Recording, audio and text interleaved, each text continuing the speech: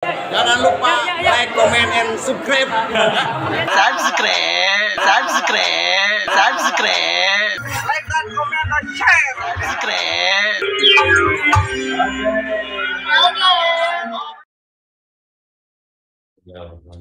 Assalamualaikum warahmatullahi wabarakatuh. Waalaikumsalam warahmatullahi wabarakatuh. A'udzubillah, bismillah, alhamdulillah, wassalatu wassalamu ala rasulillah Sayyidina Muhammad ibn Abdillah wa ala alihi wa ashabihi wa man la hawla wa la quwwata illa billah. Subhanaka la ilma lana illa ma 'allamtana innaka antal alimul hakim. Wallahu a'lam bishawab. Karena teh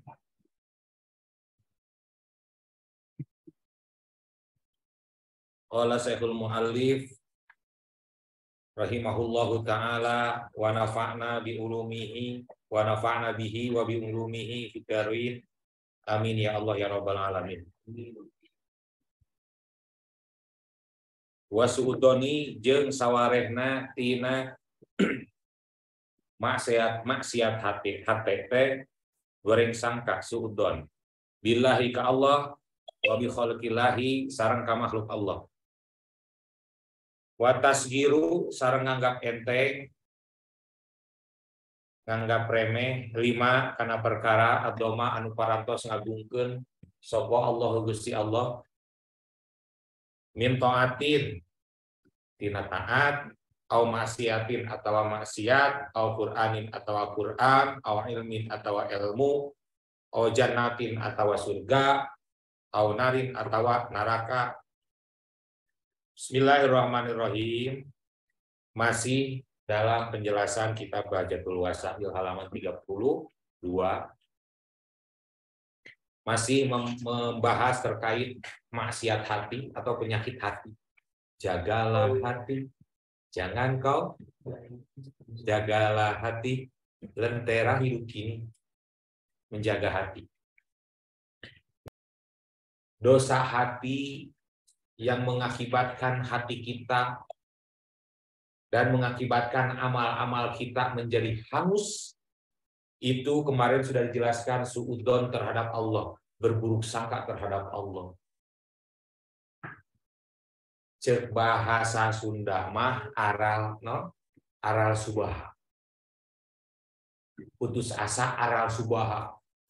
Allah, hei Tuhan, mengapa ini terjadi kepadaku? Oh, diputuskan ku si cinta. Misalkan Asep sudah berharap banyak terhadap si dia teh. Sudah pede, sudah membuat plan masa depan. Oh, dengan begitu indahnya. Step by step, dari waktu ke waktu, dari hari ke hari, sudah diatur. Tanggal sekian saya akan menikah. Tahun sekian saya harus punya anak. Tahun sekian saya harus punya rumah. Wah, di planning. Jadi merencanakan kehidupan yang ideal menurut Asep. Sangat percaya diri dengan si dia teh. Tidak ada angin, tidak ada hujan. Waduh, aya naon, aya kilat, aya bentar. Ada musibah datang menimpa kita. Menimpa Asep maksudnya, menimpa kita juga ke Asep. Misalkan saat itu.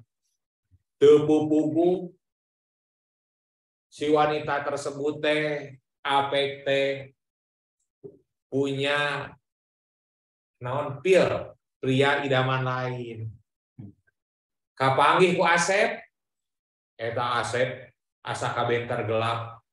Geus buleud hate teh. Saya rek berumah tangga dengan dia, membangun rumah tangga dengan seideal mungkin. Geus nabung ka Asep teh, dibudget ke dari gaji saya di speed ke. Ieu jang kawin, ieu ke jang lamun boga budak ka rumah sakit, boga budak pertama ke saya bakal nabung pikeun sakolahna. Sudah di planning. Ternyata tidak sesuai harapan. Tidak sesuai ekspektasi. Antara realita dan ekspektasi ternyata berbalik, berbeda 180 derajat. Asep langsung arah semua. Murang maring, galau, teu bisa kukumaha tak pusing, dipiwarang. Mager. Jangankan disuruh kerja, disuruh makan pun nggak mau. Demo, tak Asep, nggak mau makan. Gara-gara apa? Gara-gara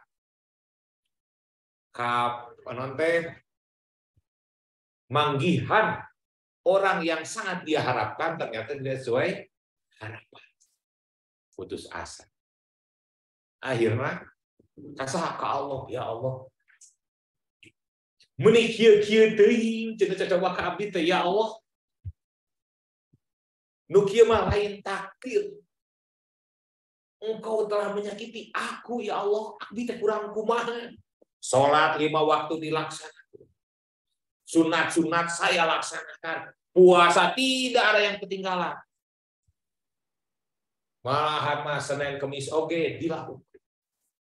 Tahajud duha dilaksanakan. Sehingga anu tadina Asep percaya diri jadi berbalik lah. Jadi sudon. Engkau dolim terhadap aku. Ke Allah nyarekan Allah. Jika engkau betul ya Allah sayang kepada hambamu, sayang kepada hambanya yang beriman dan beramal soleh kepadamu, mengapa kejadian ini menimpa aku? Jeung Asep.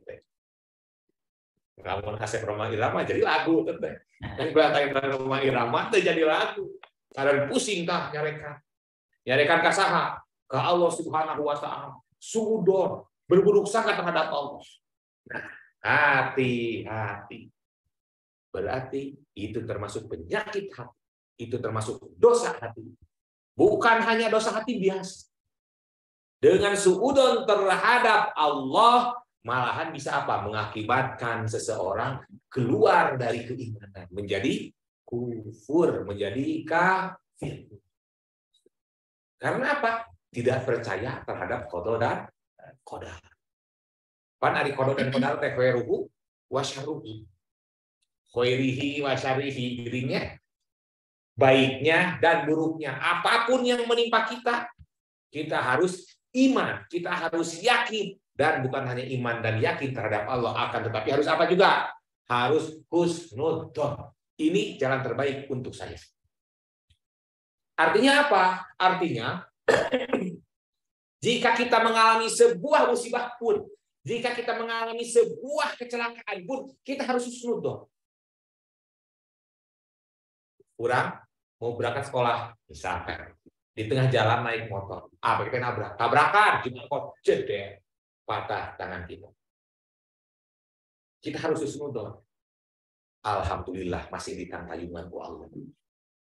Kena kunaon kok celaka tapi ditantayungan, ongkot celaka tapi masih diberi pertolongan oleh Allah. Kenapa harus berhusnudzon? Karena apa? Karena Allah masih sayang. Bisa saja kita akan lebih dari itu. Bisa saja pas orang celaka, bukan hanya patah, tapi kageleng.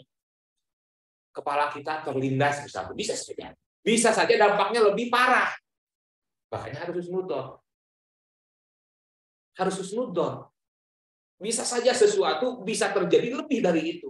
Akan tetapi Allah masih sayang terhadap kita. Maka sebetulnya anu paling beriman, dalam tanda kutip paling beriman itu adalah orang Sunda. Orang Sunda masuk bahasa naon? Untung leungit teh 1 juta.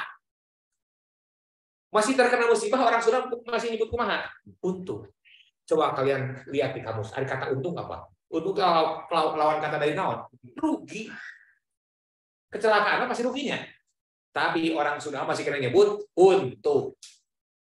Untung karek leung potong. Tuh. Untung karek ingkul.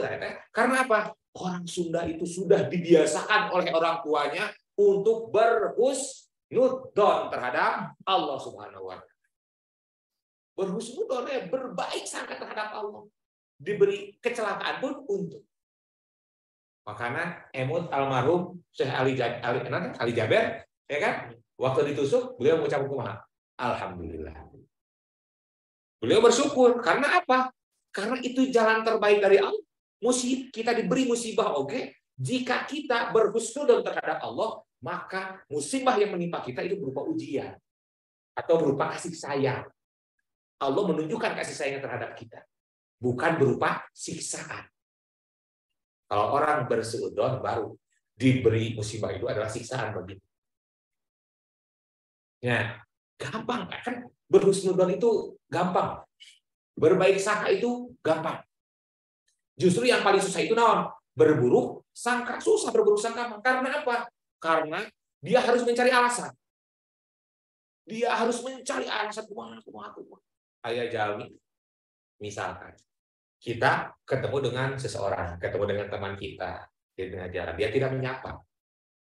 Kalau kita berhusnudzon, oh mungkin dia lagi sakit gigi, atau oh mungkin dia tidak melihat kita, dekat tinggalin. Bisa saja kan orang ketemu juga dekat tinggalin karena sedang melamun atau itu fokus, bisa saja pas gitu ya. Oh, maaf aku nggak ingat, maaf aku nggak, kamu nggak kelihatan, bisa aja kan berhusnudzon.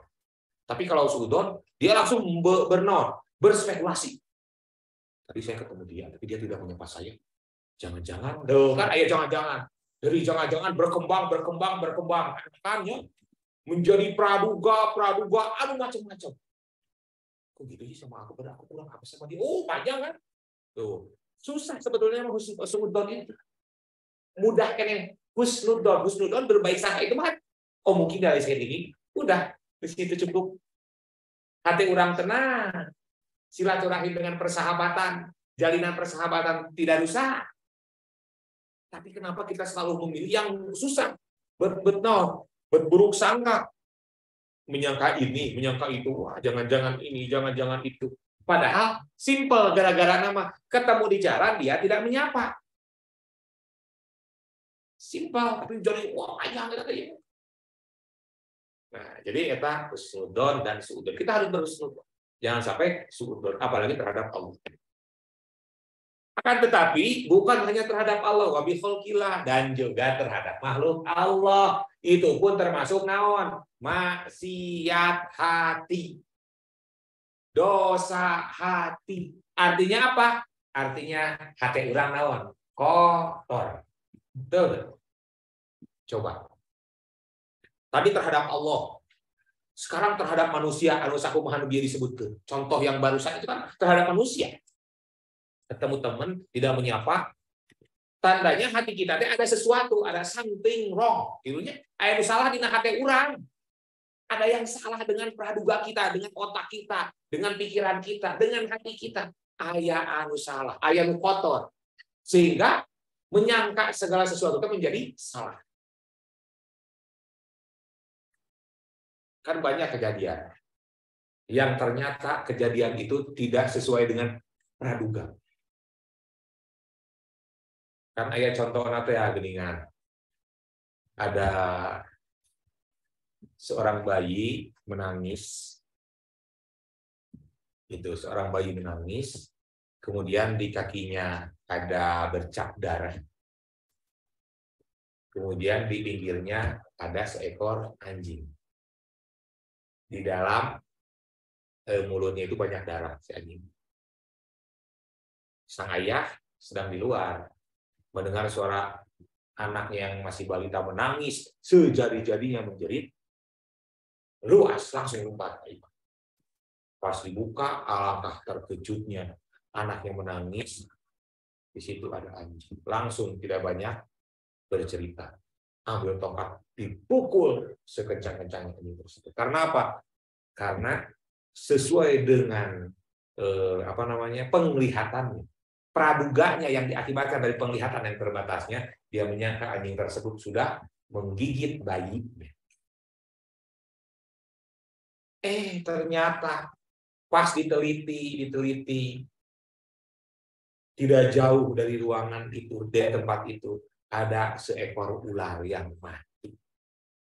Berarti kejadian sesungguhnya apa? Kejadian sesungguhnya ada ular datang, ya, rek macok ka budak. Ayah anjing. Akhirnya si anjing itu menyelamatkan anaknya dengan menggigit ular tersebut. Sambil digigit, dilempar ke anjing. Akhirnya si ular agak menjauh. Terojol bapak anak. Bapaknya melihat anaknya di kakinya ada ceceran darah, di sampingnya ada anjing yang di mulutnya ngecelakan darah. Pan langsung berpraduga kumaha? Si eta anjing ngegel budak urang. Ternyata tidak demikian. Nah, cacak-cacak hal seperti itu oke, ternyata kan menjadi salah. Apalagi di mata ujung-ujung. Teu aya hujan, teu aya naon, tidak ada awan, tidak ada kilat, naon. Jol apa? Weh, tubuh pupu sih jual apa ke urang? Tubuh pupu kamu teh jual marah sama aku teh, misalnya. Karena seudon. Berarti kalau kita seudon berburuk sangka, ada sesuatu yang salah dalam diri kita. Hati orang kotor, mata pang gambil nama husnudon, berbaik sangka. Akan tetapi jangan disalahartikan konteks ieu teh. Jangan sampai karena kita selalu positive thinking, berhusnudon, neuneun HP di mana wae, lomari tara dikunci, neuneun motor kuncina ngagantel di atap. Saya mah orangnya happy.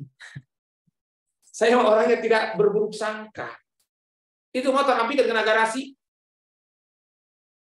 Cek teman kita tanya, itu motor cepet udah malam. Hampir ke garasi, apalagi kuncina ngagantel gitunya. Jawabannya cuma, saya mah orangnya happy, tidak berburuk sangka. Saya berbaik sangka semua orang itu orangnya baik. Nah, itu salah tak? Bisik gitu. Kata kakak ini kakak harus berhusnudon, sehingga aku menerapkannya, mengamalkannya. Jual lagi motor. Bukan seperti itu juga. Jadi husnudon itu konteksnya tidak dalam hal seperti itu. Arya Tama tetap kita harus waspada, hati-hati. Karena kehilangan sesuatu yang diakibatkan karena kelalaian urang, eta namina tolol urang. Geus puguh imah sisi jalan.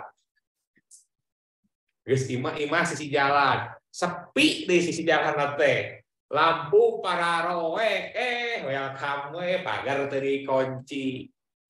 Motor asal-asalan diparkirna, boro-boro kunci ganda. Kunci motorna oge digantelkeun. Eta mah sama dengan membuat pengumuman. Di sini ada motor yang siap Anda curi. Orang yang tidak punya niat apapun, aya kesempatan aku mah. Oh, bager cerio milikna kan gitu. Jadi konteksnya berbedanya. Jadi husnudon dan suudon teh kita harus menempatkan secara proporsional. Di mana waktu husnudon, di mana waktu suudon. Tapi suudon dalam konteks ini bukan suudon berburuk sangka, tapi konteksnya waspada. Dikobong misalkan kunci badai keluar kunci lomari kunci tanggulan boleh barang berharga teh loket dilebet lomari gitu ya. Itu salah satu kewaspadaan. Eta mah waspada mah kada urang. Tapi lamun gogoleran di mana wae barang berharga ada lamun leungit tong nyalakeun batur. Ini salah sorangan. Naon urang atuh waspada. Nah, kemudian watasgiru. Dan salah satu penyakit hati itu ialah watasgiru. Tasgir itu artinya tasgir atau tahkir. Tasgir itu menganggap kecil, tahkir itu menganggap enteng, meremehkan. Meremehkan apa? Meremehkan lima adzzamallahu. Meremehkan sesuatu yang telah Allah muliakan. Seperti apa? Seperti taat. Seperti taat dan atau maksiat. Ngaremehkeun kataatan. Lah, tong rajin-rajin teuing salat. Enggak usah rajin-rajin amat kamu salat. Enggak usah boro-boroan teuing ngrek sedekah atawa zakat. Nanaonan. Menganggap enteng. Menganggap remeh, menyepelekan. Ngalaksanakeun kahadean, taatnya kurang dianggap remeh, dianggap enteng, disepelekan. Atau misalkan bukan taat tapi maksiat. pirage mabok segelas lain sadrung atuh. Nah, menyepelekan kan? Moal naon meureun ari korupsi 1 juta mah nu teu meunang teh korupsi teh 1 miliar misalnya. Menganggap enteng. Menganggap enteng atas perbuatan maksiat. Udah subuh. Oh, tuh kene. Peuting begadang. Geus ngadu bako jeung babaturan begadang. Terus rasa pulang geus subuh mah sareng. Teu naon bener kan tinggal sekali wae mangkewe di kodoan. Menganggap enteng atas perbuatan maksiat.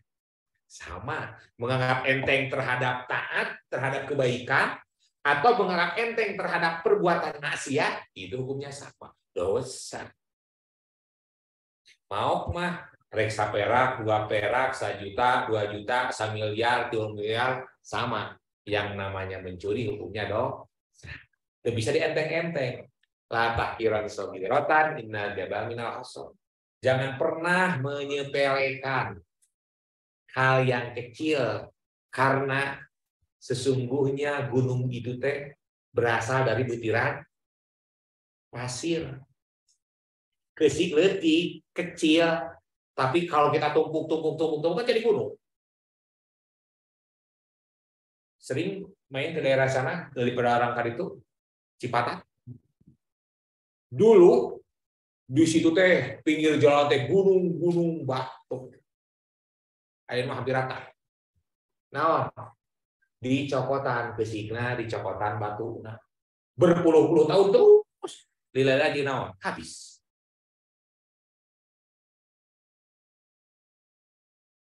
Kalian orang Cimahi tahu Cisepan? Tahu. Apa tuh Cisepan? Tuh di daerah Cibabat di Gajah kan itu Cisepan. Kayak situ Cisepan. Kalian nggak tahu di Cimahi ada situ? Masya Allah. Cimahi 3 kecamatan. Saguliwah. Hoyong ngurilingan Cimahi, kita nggak perlu seharian naik motor. Lamun ngurilingan Bandung, misalnya Bandung Barat, Kabupaten Bandung, atau Kota Bandung, ya kan? Ngurilingan Kota Bandung. Kok mau ngurilingan Kabupaten Bandung mah? Itu kita memerlukan waktu seharian atau mungkin berhari-hari karena motor teh. Cimahi mah cukup hanya sajam bisa nguriling. Semua jalan teh lewat tuh, kebun kopi terus ngapain? Jalan-jalan tong anu kalewat. Saja mau Cimahi meureun. Dengan 3 kecamatan, 15 kelurahan. Menyata apa di Cimahi aya situ? Apalagi situ naon? Yo, situ Ciburuy jauh daripada Larang. Naon deui? Hah? Di Cimahi ada situ, namanya situ Cisepan. Lihat apa orang Cimahi? Kerakun.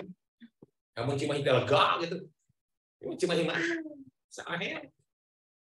Menyata apa situ Cisepan di Cimahi di mana? Situ Cisepan.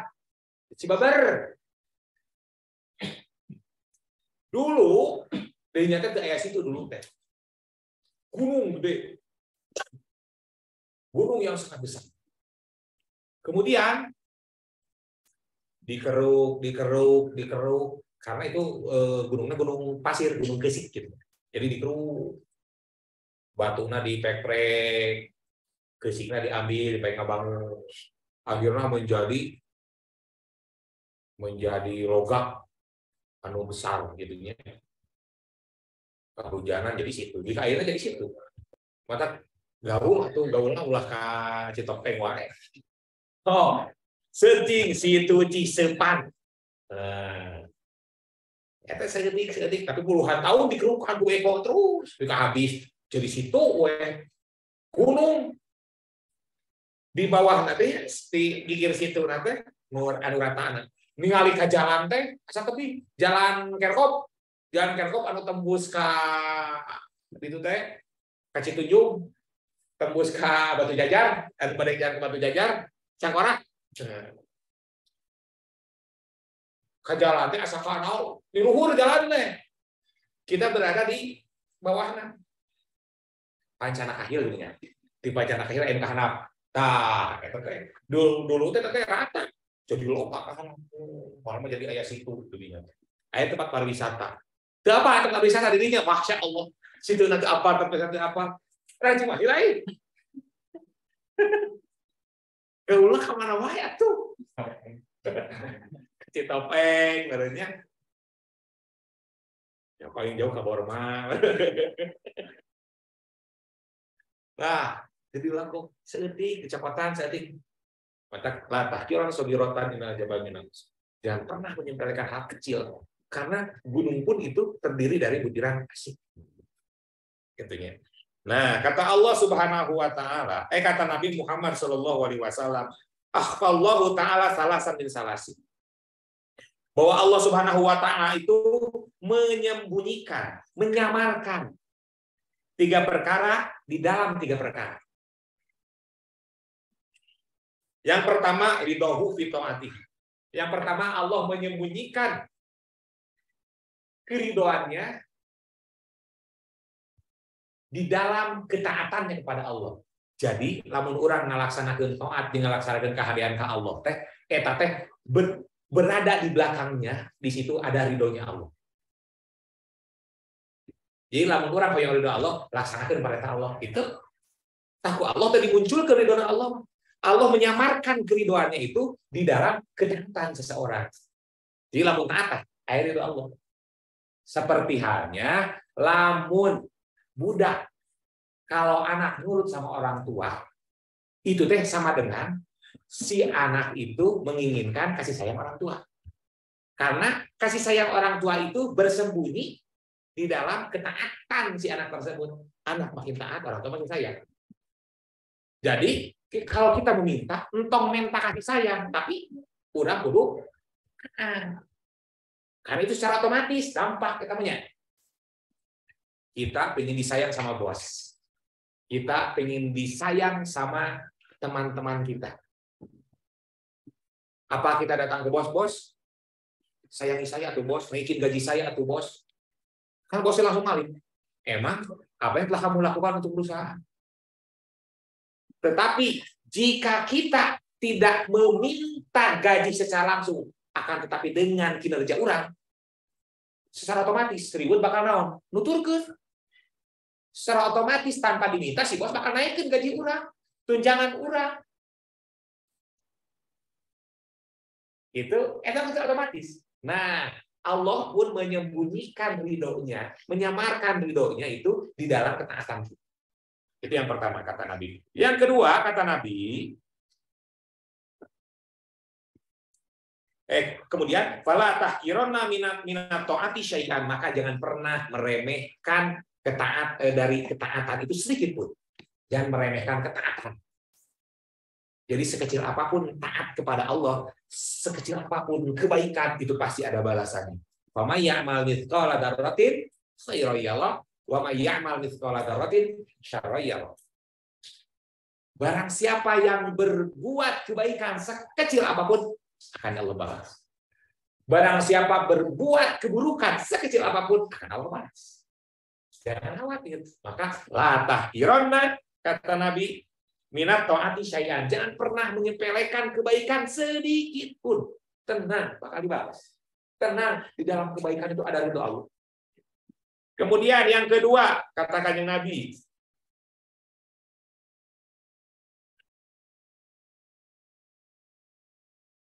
wa ghadabuhu fi ma'siyatihi. Yang kedua, Allah menyamarkan atau menyimpan atau menyembunyikan murkanya di dalam kemaksiatan kepada Allah. Jadi tong dicaritakeun Allah resep atau ngewa, Allah cinta atau murka jika kita berbuat maksiat. Pasti naon? Murka. Karena di dalam kemaksiatan itu di dalamnya ada naon? Ada murkanya Allah. Kita berbuat maksiat sama dengan mengundang murkanya Allah. Itu mah otomatis. Punishment itu secara otomatis akan datang tatkala kita berbuat salah. Kartos gitu. Maka saterasna tahqironna minal maksiati syai'an. Jangan pernah menyepelekan, jangan pernah menganggap enteng dari perbuatan maksiat sedikit pun. Sakali ieu mah teu naon. Meureun saeutik mah teu naon, maaf enteng. Gitu nya. Nah, kemudian yang ketiga, wa akhfa waliyuhu fi khalqihi. Allah menyembunyikan walinya di tengah-tengah makhluknya. Mata kita nyepirakeun, tidak boleh menyepelekan, tidak boleh bersuudzon terhadap orang. Siapa tahu yang kita sepelekan, yang kita hinakan itu aslinya itu wali Allah. Jangan menilai seseorang dari covernya. Karena kita tidak tahu. Allah menyembunyikan walinya di tengah-tengah makhluknya. Yang mana kita tidak tahu, yang tahu hanya Allah. Bisa saja dalam mata kita ada seseorang yang orang biasa-biasa, mungkin orang hina, orang tergana, tetapi aslinya mungguh Allah dalam pandangan Allah ma'etate lebih baik daripada semua orang. Bisa saja itu walinya Allah. Maka sahur kanjeng Nabi, fala tahkironna, mana tadi kan? Ya. Fala tahkironna minhum ahada. Jangan pernah engkau menyepelekan dari sekian banyak makhluk Allah itu seorang pun. Tong nyepelekeun kasaha wae. Tidak boleh menganggap enteng, meremehkan. Gitu. Apa? Asal sok jadi ya drakor kan gitu. Dianggap enteng, ternyata bos gede gini. Ya, film-film pendek di Facebook. Di Facebook kan film pendek pas scroll gitu jual ya film eta gininya ternyata si bos keur nyamar nganggap enteng ternyata komisaris. Berarti ngaji ieu berarti eta orang tadi gitu ya. Kemudian au Qur'anin, au ilmin, au Qur'anin atau menyepelekan Quran. Kita tidak boleh menyepelekan Quran. Komodi Quran itu. Ada Quran teh Al-Quran kalamullah. Quran itu adalah kalam Allah. Menyepelekan Quran, menganggap enteng, menganggap remeh, menganggap kecil Al-Quran itu sama dengan menyepelekan Allah, menganggap enteng Allah, menganggap kecil Allah. Karena Al-Quran itu adalah kalam Allah. Tomboro Al-Quran anu kalam Allah. Kan tadi oke makhluk Allah, oke tidak boleh kita anggap enteng. Makanya setuju bahasa Indonesia mah sok dilepaskeun. Itu ayat bahasa cacat ciptaan Allah. Ya, tatkala kita menganggap cacat ciptaan Allah sama dengan menganggap cacat penciptanya. Padahal kita membuat baju atau karyawan orang membuat baju, membuat satu produk, apa itu cacat? Kurang teh. Iya produk cacat, tersinggung malu nggak ada guna. Anu nggak ada mana? Tersinggung. Teh jieunan urang. Nah, begitupun terhadap makhluk Allah. Tatkala kita menyebut dan menganggap enteng makhluk Allah dengan kecacatannya sama dengan menganggap ciptaan Allah itu cacat. Menganggap ciptaan Allah cacat sama dengan menganggap Allah itu berkehendak dengan cacat. Tidak boleh. Maka setuju bahasa Indonesia enak tidak bolehnya berkata seperti itu. Buta diganti dengan tuna daksa. Ya, bisu disebut tuna wicara. Tomborok itu, iogenon teh pelayan disebut pramu niaga, kan gitunya. Itu teh adalah bahasa-bahasa lemes buat apa? Buat kita mensyukuri pencipta. Lamun tuna wicara, tapi lamun dia bisu, lamun bisu berarti cacat. Tapi lamun dia tuna wicara, artinya dia tidak bisa berbicara, tetapi bisa yang lain. Atau mungkin saja dia tidak bisa berbicara, tapi punya kelebihan lain. Itu bagus. Kan orang gila sekarang nggak boleh nyebut orang gilanya. Besar gelok. Orang gila itu kan apa? Diksinya negatif.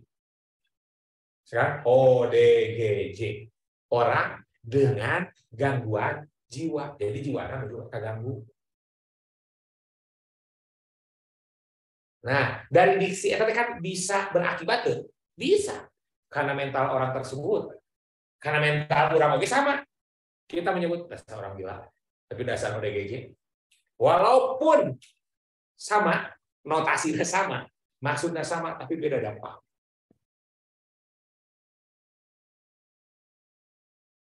Si eta mah kebluk molor teh. Kebluk itu apa kebluk? Kebluk apa teh? Apa kebluk? Kebluk itu kalau orang tidur susah dibangunkan, kebluk bahasa Sunda teh. Padahal dilemaskeun. Bisa saja ada saat kebluk maneh mah kasih lu. Istirahat di lami-lami teuing. Kan agak enak istirahat di lami-lami teuing. Si eta mah istirahat sok lami. Agak enak. Nah, jadi maksud kakak ialah kita jangan pernah menyepelekan, meremehkan. Apalagi dengan meremehkan itu menganggap diri kita lebih di atas orang lain, menganggap orang wah di atas dengan meremehkan orang lain. Saya mah kan gue. Tuh kan. Siapa dia?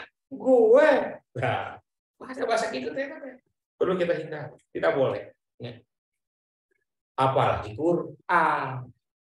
Ya. Apalagi Quran. Salah satu nanti misalkan salah satu meremehkan Al-Qur'an teh dengan membarang nonton mengiringinya dengan musik. Jadi Ibnu Hajar termasuk karena dosa hati. Ihdinas siratal nonton. Ini sok idol berita talu. Iya kan abudu iya kan nasta'in. Ihdinas siratal bisa apa? Ini contoh enggak boleh. Ada Nabi Al-Qur'an diri udah good. Diri enggak boleh jika niatnya itu untuk meremehkan, niatnya untuk melecehkan, menganggap enteng, menganggap remeh, itu nggak boleh. Kumaha jika mengiringinya itu dengan maksud memuliakan, ya itu beda lagi. Karena judul lagi inawan nasihat hati ari. Hati adanya di mana? Di dalam. Apa maksudnya naon? Karena terkadang bagi orang ahli thariqah alatul lahwi itu, alat musik itu jadi sebagai sarana mendekatkan diri kepada Allah. Berzikir dengan memainkan musiknya dan sebagainya. Mungkin bagi orang yang tidak memakai thariqah itu adalah naon penistaan. Sholawat pakai musik, zikir pakai musik, baca Quran pakai musik. Tuh kan? Karena naon? Beda alam dan beda kedisiplinan. Beda disiplin ilmu. Antara ilmu tasawuf, ilmu thariqah itu beda. Beda alam. Itu susah mau bisa dipertemukan. Ilmu thariqah mah tujuannya itu adalah mendekatkan diri kepada Allah. Jalannya kumaha jalan apa kan gitu. Kata sholawat dengan bermusik. Berzikir dengan bermusik. Malah kadang-kadang jika tidak memakai musik itu tidak bisa konsentrasi begitu. Paham intinya? Jadi secara umum mengiringi Al-Qur'an dengan musik itu hukumnya haram, tidak boleh. Itu sama dengan menyepelekan, melecehkan Al-Qur'an. Secara umum, ya, konteksnya secara umum. Artinya jika dilakukan itu dengan begitu saja dan maksud hati kita untuk melecehkan. Tapi lamun kita memang mempunyai thariqah tertentu, mempunyai jalan tertentu, disiplin keilmuan tertentu yang justru bermaksud untuk mengagungkan Al-Qur'an itu boleh sah. Boleh mencampur adukan hukum. Jadi hukum dipilah hiji-hiji lah, hukumnya begini bagus. Oh yang sama ininya. Jangan sampai gara-gara hilang sandal pas Jumatan jadi menjudge bahwa orang yang melaksanakan Jumat itu maling. Kan nggak boleh, nggak adil ya. Salah. Saya mau Jumatan, pakai senalah ada ya di sebaran, gitunya Jumatan we. Senal bagi. Pas pulang Jumatan, kalau senal saya nggak ada. Maaf, marah saya, aduh, tapi senal lebaran. Loh, ini gara-gara Jumat. Akhirnya saya keluar. Di masjid itu orangnya maling semuanya. Tidak boleh melaksanakan Jumat karena maling di sini. Salah. Coba dipilah-pilah. Akhirnya Pak Kiai nanu teu apal naon jadi katuruh maling. Tidak keemna teu apal naon katuruh maling. Orang di Jumatan didinya anu jumlah ratusan orang katuruh maling, baru maling hiji. Atau mungkin saja lain maling. Tapi ayamna atau anu Filipina ayamna kan ngambil senang. Bisa saja itu. Tuh, jadi nuduh. Sana ada detektif Upin dan detektif Ipin dengan senal. Oh, langsung diinterogasi. Apa teh hayam nyokotna? Terus interogasi CEO di ruangan tertutup dengan bisik gitu. Jadi segala sesuatu jangan reaktif. Orang pilah we, oh kalau iya nama saya, oh iya saya, oh iya nutup saya yang nggak boleh yang ini. Kemudian juga ilmin nyapirakeun, menyepelekan, melecehkan terhadap ilmu. Dan tentu saja ilmu agama atau alat agama. Ilmu fikih, ilmu tauhid atau ilmu alatnya, ilmu nahwu, ilmu sorof. Itu gak boleh kita menyepelekan, harus menghormati. Piragi kitab, maka kita oke tong sapi lah, oh dia pas harudang di kiki macam lo pas harudang kiki udah menghormati ini kertas biasa dari ilmu.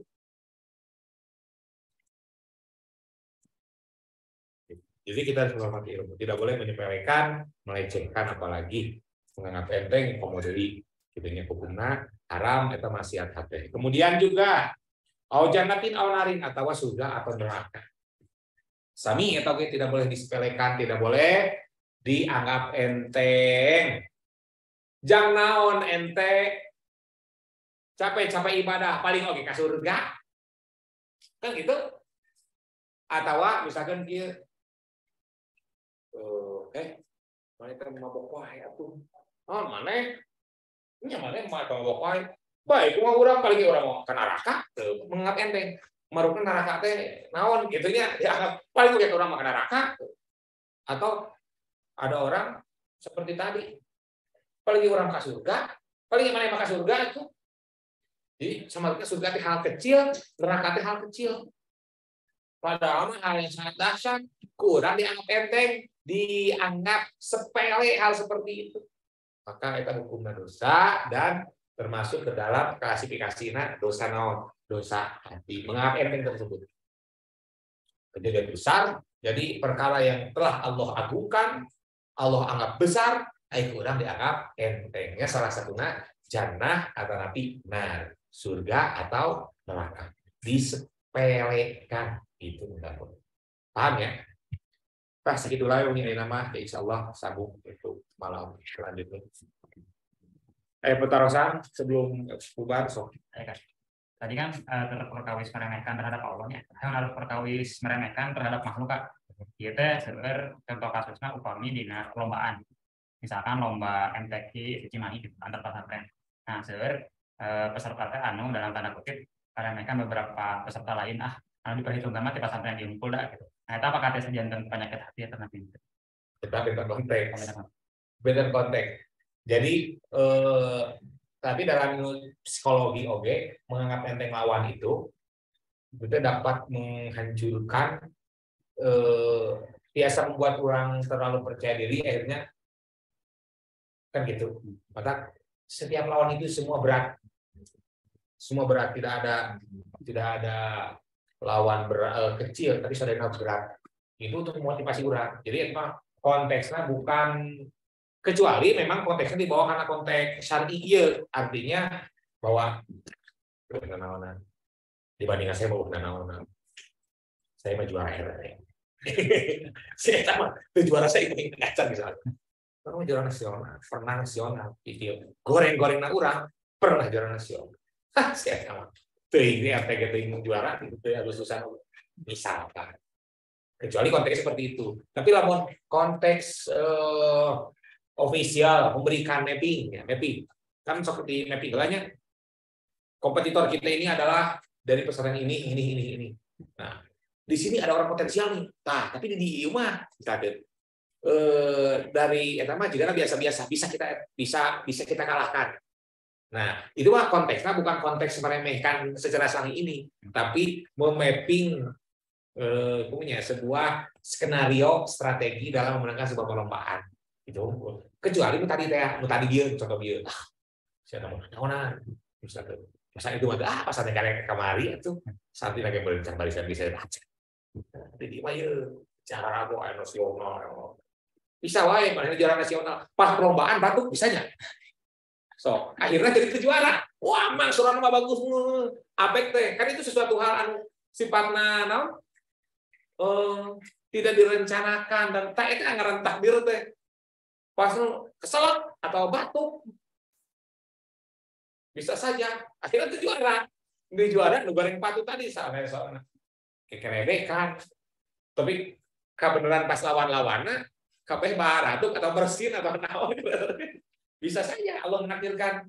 Jadi seperti itu. Maka lamun konteksnya syar'i jangan menyepelekan. Tapi lamun konteksnya mapping untuk strategi pemenangan ya boleh saja. Selama sesuai dengan koridor. Tong aya nyinggung karena melecehkan atau merendahkan tadi gitu. Terus wallahu a'lam bishawab. Robin